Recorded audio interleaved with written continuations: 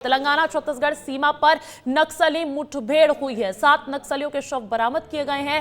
मुलुगु जिले के इथुरु नगरम में ये बड़ी मुठभेड़ हुई है। छत्तीसगढ़ की सीमा से लगा हुआ है ये इलाका। मारे गए नक्सलियों में तेलंगाना स्टेट कमेटी सदस्य बदरू भी शामिल। बीजापुर का रहने वाला था बदरू। तो देखिए तस्वीरें देख लीजिए आप, एक्सक्लूसिव तस्वीरें आपको दिखा रहे हैं। नक्सलियों के शव जो बरामद हुए हैं, नक्सलियों को मार गिराया गया है। तेलंगाना छत्तीसगढ़ सीमा पर यह नक्सली मुठभेड़ हुई है, जहां पर 7 नक्सलियों के शव बरामद किए गए हैं।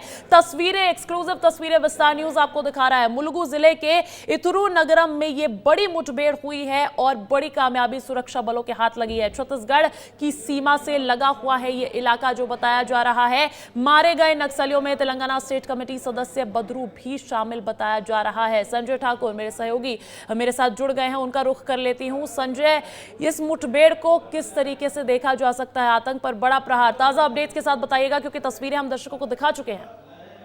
अंजलि, बहुत बड़ी मुठभेड़ है और बहुत बड़ा नुकसान जो है वो नक्सलियों को हुआ है, क्योंकि तेलंगाना स्टेट कमेटी का मेंबर बदरू जो है वो मारा गया है।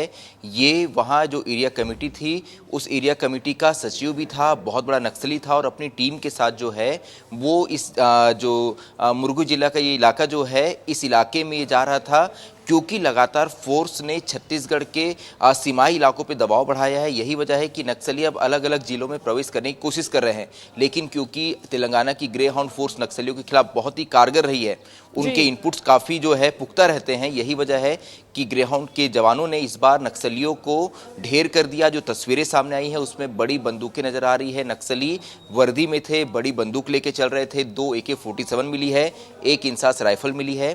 तो बहुत बड़ा नुकसान जो है यहाँ नक्सलियों को हुआ है। एक और खास बात कि इस मारे गए 7 नक्सलियों में से 4 नक्सली जो हैं वो बीजापुर जिले के रहने वाले हैं, यानी बीजापुर के नक्सली जो है वो तेलंगाना की इस एरिया में जो है वो सक्रिय थे, लेकिन फोर्स ने इन्हें भी ढेर किया है।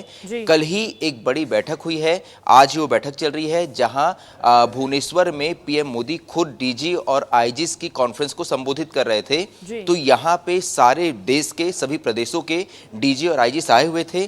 तो ऐसे ही माना जा रहा है कि एक समन्वय सामूहिक तौर पे ऑपरेशन चलाने की कोशिश की जा रही है। बिल्कुल, आप बदरू की बात कर रहे हैं, क्या जो बाकी 7 और हैं उसमें भी कोई बड़ा कुख्यात नक्सली शामिल है?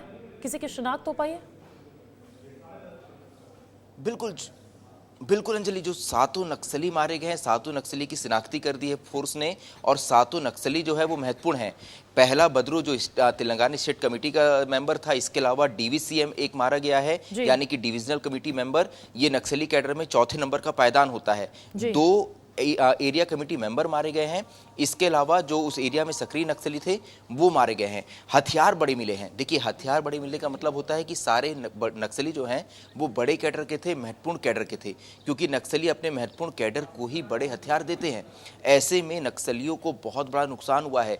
लगातार छत्तीसगढ़ में तो पिछले 11 महीनों में 207 नक्सली मारे गए हैं, लेकिन अब देखिए तेलंगाना में भी बड़ा नुकसान नक्सलियों को हो गया है।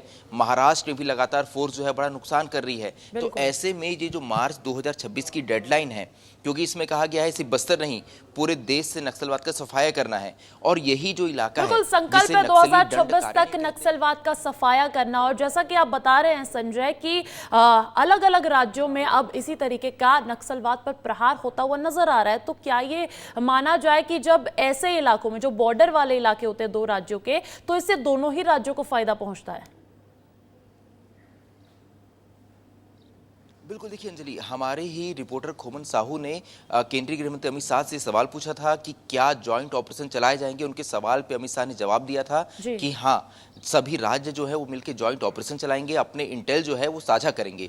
इसकी कमी पहले देखी गई थी, क्योंकि नक्सली एक राज्य में कोई मुठभेड़ को अंजाम देते थे और दूसरे राज्य में भाग जाते थे, लेकिन अब इंटेल साझा किए जा रहे हैं। और यही वजह है कि नक्सलियों पे चौतरफा दबाव बन रहा है। ये जो बॉर्डर का इलाका है, इस इलाके को दंडकारण्य कहा जाता है। पौराणिक समय में भी इसका जो है जिक्र किया गया है। तो ये जो इलाका है, जो बस्तर से लगा हुआ सीमाई क्षेत्र जो है, यहाँ नक्सली बहुत मजबूत थे, लेकिन इसी इलाके में फोर्स ने अब चारों ओर से दबाव बढ़ाया है। लगातार नक्सलियों के इलाके में कैंप खुल रहे हैं। इसी साल 22 कैंप खोल दिए गए हैं नक्सलियों के आधार इलाके में। यही वजह है कि नक्सलियों को नए इलाके की तलाश में भटकना पड़ रहा है और इसी का फायदा फोर्स उठा रही है। बिल्कुल, लाल आतंक पर कड़ा प्रहार लगातार जारी है। जैसा कि आपने बताया कि 11 महीने में 207 नक्सलियों को ढेर कर दिया गया है। 12वें महीने में भी शुरुआत, पहला दिन है संजय, पहला दिन है और पहले ही दिन 7 और नक्सली इसमें शामिल हो गए हैं। बहुत बहुत शुक्रिया संजय तमाम अपडेट्स देने के लिए। नजर बनाए रखिएगा।